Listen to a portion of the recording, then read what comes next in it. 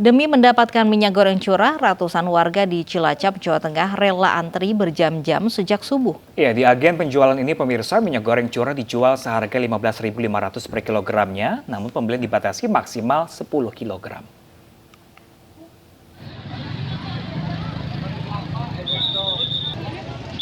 Ratusan warga menyerbu agen penjualan minyak goreng curah di pasar tradisional Desa Kuripan, Kesugihan, Cilacap, Jawa Tengah.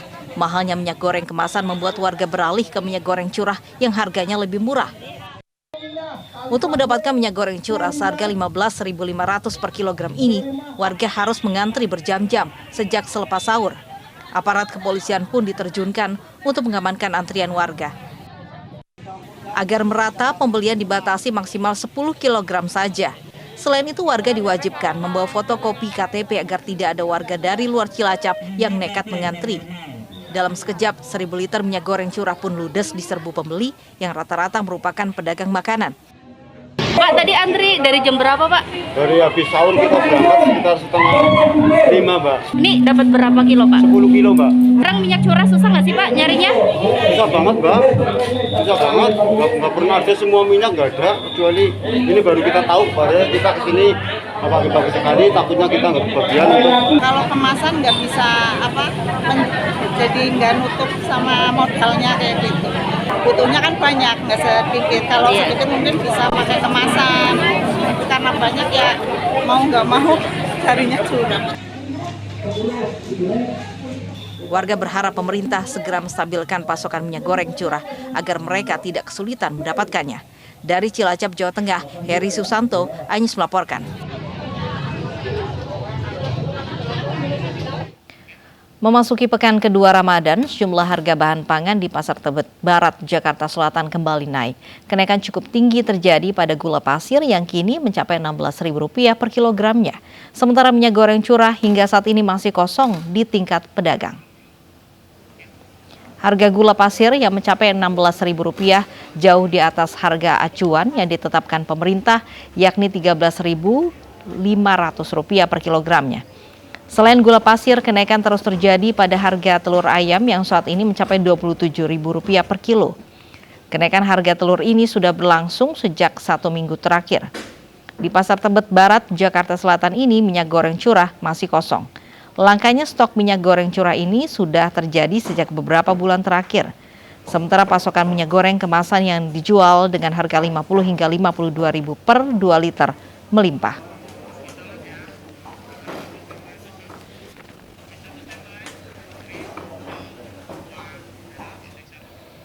Ya, pemirsa, seperti apakah kenaikan harga pangan di pasar tradisional jelang Lebaran? Kita bergabung dengan rekan Yasmin Atania langsung dari Pasar Tebet, Jakarta Selatan.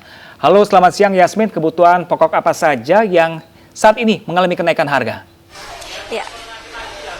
Baik, selamat siang Pramlovi dan juga pemirsa. Betul sekali bahwa memasuki pekan kedua bulan suci Ramadan, harga sejumlah komoditas pangan di Pasar Tebet Barat, Jakarta Selatan tempat saya melaporkan saat ini merangkak naik. Dimulai dari harga gula pasir yang saat ini menyentuh angka Rp16.000 per kilogramnya, padahal sebelumnya dijual dengan harga kisaran Rp14.000 hingga Rp15.000. Artinya harga tersebut pun masih berada di atas harga acuan yang telah ditetapkan oleh pemerintah untuk gula pasir sendiri, yakni sebesar Rp13.500 per kilogramnya. Kemudian yang selanjutnya yang mengalami kenaikan ini adalah harga tepung terigu yang mana saat ini menyentuh angka Rp14.000 per kilogramnya, yang mana sebelumnya seharga Rp12.000. Kemudian yang mengalami kenaikan adalah harga komoditas telur ayam saat ini mencapai Rp27.000 per kilogramnya, padahal sebelumnya ini seharga Rp25.000 dan kenaikan memang sudah terjadi sejak 1 minggu terakhir, namun stoknya pun memang terpantau masih aman. Kemudian terkait dengan minyak goreng, khususnya minyak goreng curah untuk di Pasar Tebet Barat, Jakarta Selatan ini memang stoknya kosong. Tadi kami menanyakan kepada para pedagang terkait dengan kelangkaan stok minyak goreng curah ini memang sudah terjadi kurang lebih sekitar 3 hingga 4 bulan yang lalu dan belum diketahui pasti penyebab dari kelangkaan minyak goreng curah ini. Namun untuk di Pasar Tebet Barat, Jakarta Selatan ini memang terkait minyak goreng kemasan ini stoknya melimpah dan dijual dengan harga variatif tergantung merek. Untuk 2 liter dijual dengan harga kisaran Rp50.000 hingga Rp55.000 per 2 liternya. Sementara untuk 1 liter dijual dengan harga Rp27.000 Rp57.000. Dan jadi bagi masyarakat yang hendak membeli minyak goreng curah untuk di Pasar Tebet Barat Jakarta Selatan ini stoknya kosong, Anda bisa membeli minyak goreng kemasan dengan harga kisaran Rp50 hingga Rp55.000 per 2 liter. Dan para pedagang pun berharap agar harga komoditas pangan dapat kembali stabil sehingga daya beli masyarakat ini dapat kembali meningkat. Sekian informasi yang dapat kami sampaikan. Pram kembali ke studio. Terima kasih Yasmin Atania melaporkan langsung dari Pasar Tebet, Jakarta Selatan. 3 pekan jelang Hari Raya Idul Fitri 1443 Hijriah, jumlah pemudik mulai berdatangan di Terminal Induk Kota Bekasi, Jawa Barat. Ya, para pemudik yang mendatangi agen bus ini didominasi oleh pemudik tujuan kota di wilayah Pulau Sumatera.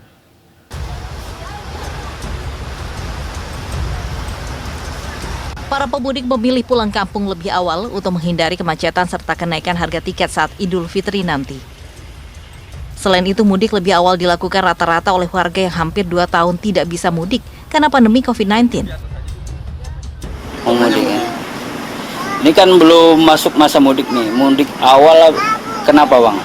Kenapa milih? Karena udah lama aja gak pulang. Udah lama di Tanah Jawa jadi pulang dulu. Untuk mematuhi anjuran pemerintah, para pemudik juga sudah melakukan vaksin booster. Dan jika tidak booster, penumpang wajib swab antigen. Sementara untuk harga tiket bus saat ini belum ada kenaikan dan masih normal. Untuk saat ini sementara kita belum ada pelonjakan, masih biasa. Insya Allah mungkin tanggal di atas tanggal 20-an, kurang lebih ya, 20 sampai tanggal 30 kan, ya. Untuk hari biasanya ini berapa orang kita berangkatin Bu? Rata-rata? Kalau hari-hari biasa ya kita paling ada 7-10 orang. Pemudik tujuan wilayah Jawa Barat dan Jawa Tengah masih terlihat sepi dan diperkirakan para pemudik akan memadati Terminal Induk Kota Bekasi pada 10 hari menjelang Hari Raya Idul Fitri. Dari Bekasi, Jawa Barat, Rahmat Hidayat, iNews melaporkan. Ya, pemirsa, takut kehabisan tiket, para calon pemudik memilih pulang kampung lebih awal. Stasiun Pasar Senen, Jakarta Pusat pun mulai dipadati calon penumpang kereta api jarak jauh. Meski Idul Fitri masih 3 minggu lagi, sebagian warga Jakarta sudah mulai pulang ke kampung halaman dengan menggunakan kereta api. Di Stasiun Pasar Senen, Jakarta Pusat, pemudik dengan tujuan Jawa Tengah dan Jawa Timur memilih pulang lebih awal untuk menghindari kerumunan. Mereka juga memesan tiket jauh-jauh hari agar tidak kehabisan. Pada hari Selasa ini, pemirsa, Stasiun Pasar Senen memberangkatkan 21 rangkaian kereta dengan jumlah penumpang lebih dari 2.500 orang. Sementara untuk mempermudah syarat mudik bagi calon penumpang, pihak Stasiun Pasar Senen menyediakan layanan tes antigen.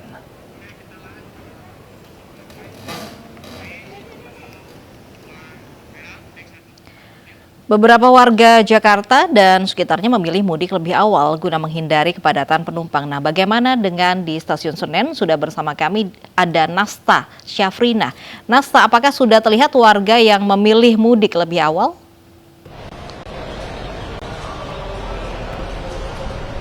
Ya, selamat siang Lovi dan juga Pram. Memang yang ada di Stasiun Pasar Senen, Jakarta Pusat ini sudah mulai dipadati oleh penumpang yang memang ingin mudik lebih awal. Walaupun untuk Lebaran ini Idul Fitri masih 3 minggu lagi. Dan juga diketahui bagi para pemudik ini itu kebanyakan destinasinya itu berada di Jawa Tengah dan juga Jawa Timur. Mereka memilih untuk mudik lebih awal lantaran memang mereka takut akan kehabisan tiket dan juga menghindari adanya kerumunan. Sementara itu juga mereka ingin meluangkan waktu lebih banyak dengan keluarga tercinta saat bulan suci Ramadan ini. Dan untuk mengetahui pemirsa lebih lanjut terkait jumlah tiket yang sudah terjual ini dan berapa juga tiket yang sudah tersedia, sudah bersama kami dengan Ibu Eva. Selamat siang Ibu Eva. Selamat siang. Jadi Bu, kalau boleh tahu nih ya Bu ya, jumlah tiket yang sudah terjual yang ada di stasiun itu sudah berapa banyak ya Bu ya? Jadi untuk masa angkutan Lebaran ya, secara total kita itu menyediakan sekitar 734.000 selama 20 hari. Jadi 20 hari itu kita menghitung H-10 sekitar tanggal 22 April sampai dengan H+10 sekitar tanggal 13 Mei. Tapi kalau kita melihat data volume pembelian tiket untuk keberangkatan dari Daup 1 Jakarta, baik dari stasiun Gambir ataupun juga stasiun Pasar Senen, itu untuk pemesanan tiket terbanyak itu ada di H-10 sampai dengan H-1. Nah, H-10 itu 22 April sampai dengan H-1 tanggal 1 Mei dalam kurun waktu 10 hari tersebut. Secara total ketersediaan tiketnya itu terdapat sekitar 334.000 pada kurun waktu 10 hari H-10 sampai dengan H-1. Nah, untuk posisi saat ini dari ketersediaan 334.000 tersebut, sekitar 210.000 diantaranya itu sudah terjual ya, atau sekitar 63% itu sudah dipesan. Nah, sehingga masih ada sisa sekitar 37% lagi untuk ketersediaan tiket yang dapat dipesan oleh masyarakat. Dan juga kalau boleh tahu nih ya Bu ya, bagaimana sih Bu cara untuk memesan tiket bagi penumpang yang akan mudik ini? Ya, untuk pemesanan tiket sendiri itu kita bisa melalui aplikasi KAI Akses karena akan lebih dimudahkan ya untuk melakukan pemesanan ataupun jika terjadi suatu waktu melakukan pembatalan ataupun juga perubahan jadwal. Nah, kemudian penumpang juga bisa membeli tiket di stasiun tapi dengan persyaratan itu bisa dilakukan 3 jam sebelum keberangkatan di hari H seperti itu. Oke baik, terima kasih banyak Ibu Eva, selamat bekerja kembali ya Bu ya. Nah pemirsa, tadi kami baru saja berbincang dengan Ibu Eva selaku Kepala Humas Kereta Api Daob 1. Nah memang pemirsa, untuk penumpang ini, yang pemudik ini memang terdapat beberapa syarat yang sudah diterapkan oleh pemerintah. Walaupun sudah boleh mudik, tapi mereka juga wajib untuk menerima vaksinasi booster. Walaupun yang belum menerima vaksinasi booster ini harus untuk melakukan swab antigen. Ya, Lovi dan juga Pram. Ya baik, terima kasih banyak Nasta Syafrina langsung dari Stasiun Pasar Senen, Jakarta. Terima kasih dan selamat bertugas kembali. Ya pemirsa, MNC Group semakin giat untuk mengembangkan ekosistem yang terintegrasi di semua lini usahanya sehingga dapat saling menunjang dalam kinerja perseroan. Transformasi digital juga terus digencarkan untuk meningkatkan kualitas produk dan layanan. Bahkan MNC Group telah menjalin kerjasama dengan Microsoft untuk mempercepat proses digitalisasi.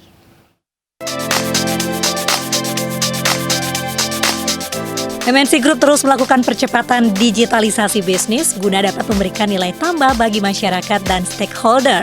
Dengan adanya transformasi digital dan sinergi antar lini bisnis, MNC Group berharap ke depan dapat menjadi global player di Asia. Hal ini ditegaskan oleh Eksekutif Chairman MNC Group Haritanu Sudipyo dalam acara BOD Forum MNC Group Corporate Direction secara virtual. Jadi supaya diketahui, MNC Group ini sekarang dalam rangka merestructure corporate-nya. Jadi klaster-klasternya itu ditata demikian rupa yang baik. Tujuannya ya untuk meningkatkan tentunya semuanya sinergi, meningkatkan pada akhirnya juga valuasi perusahaan, meningkatkan kinerja tentunya. Sinergi pada akhirnya meningkatkan kinerja komersialnya dan pada akhirnya ya meningkatkan harga sahamnya. Karena semua praktis merupakan bagian daripada TBK yang sudah go public. Pada tahun 2022 ini, MNC Group secara bertahap tengah membangun mega proyek di KEK MNC Lido City dari PT MNC Land Tbk dan tengah melakukan pengembangan bisnis di bidang energi oleh PT MNC Energy Investment Tbk. Tim Liputan iNews melaporkan.